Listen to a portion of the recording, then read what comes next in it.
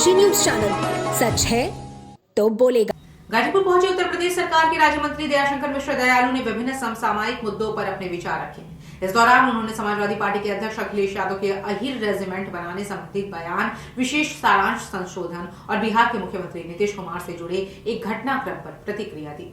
अखिलेश यादव के बयान पर प्रतिक्रिया देते हुए राज्य मंत्री दयाशंकर मिश्र ने कहा कि सेना की पवित्रता बनाए रखना सभी की जिम्मेदारी है और इस तरह के बयान शोभा नहीं देते। उन्होंने स्पष्ट शब्दों में कहा कि सेना को जाति के आधार पर बांटना अनुचित है। मंत्री ने जोर देते हुए कहा कि सेना में शामिल होने वाला हर व्यक्ति केवल भारतीय सैनिक होता है और यही गर्व की बात है। विशेष सारांश संशोधन को लेकर मंत्री दयाशंकर मिश्र ने बताया कि यह निर्णय निर्वाचन आयोग द्वारा लिया गया है। उन्होंने कहा कि इस प्रक्रिया के तहत यह सुनिश्चित किया जा रहा है कि एक मतदाता का नाम केवल एक ही वोटर लिस्ट में दर्ज रहे। दयालु ने स्पष्ट किया कि एसआईआर के अंतर्गत केवल गलत और अपात्र नामों को ही हटाया जा रहा है, जिससे चुनाव प्रक्रिया और अधिक पारदर्शी हो सके। वहीं बिहार के मुख्यमंत्री नीतीश कुमार द्वारा एक महिला का नकाब हटाने से जुड़ी घटना पर प्रतिक्रिया देते हुए दयाशंकर मिश्र ने कहा कि नीतीश कुमार एक वरिष्ठ और अनुभवी नेता हैं। उन्होंने आरोप लगाया कि इस पूरे घटनाक्रम में उनकी मंशा को गलत तरीके से पेश करने की कोशिश की जा रही है। मंत्री ने कहा कि विपक्ष हर विषय को गलत ढंग से परिभाषित कर प्रचारित करने की आदत डाल चुका है। आर्मी की पवित्रता को बनाए रखने के लिए ऐसी बातें शोभा नहीं दे रही हैं। वाद से मुक्त रही है आज तक आर्मी और आज भी आगे भी रहेगी।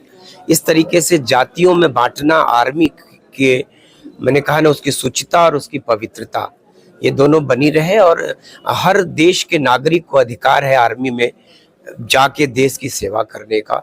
उसके लिए क्या जाति, क्या धर्म, क्या मजहब।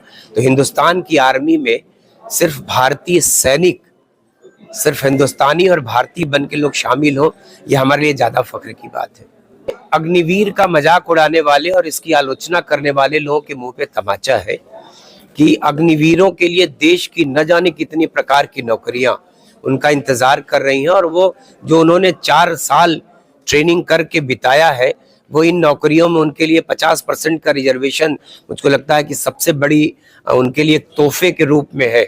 और इसके अलावा भी आने वाले भविष्य में सरकार, चाहे केंद्र की सरकार हो चाहे प्रदेश की सरकारों ने जो वायदा किया है कि अग्निवीरों का सबसे अधिक महत्व दिया जाएगा इस तरह की भर्तियों में, ये बहुत ही शुभ संकेत है।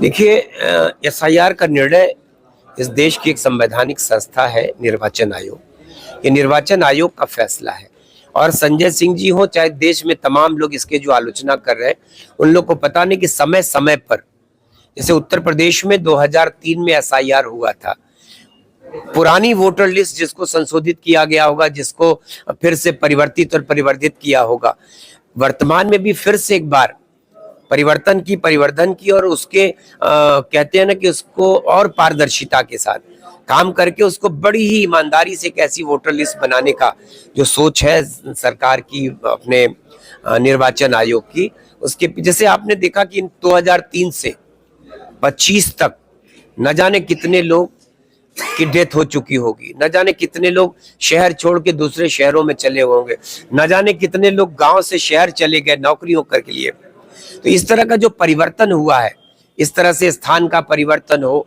मृत्यु हुई हो और जो गलत तरीके से कोई वोटर बना। देखिए, एक व्यक्ति का 3 जगह अगर नाम है तो कहीं न कहीं से जो पारदर्शिता है उस पे ये एक प्रश्न चिन्ह है।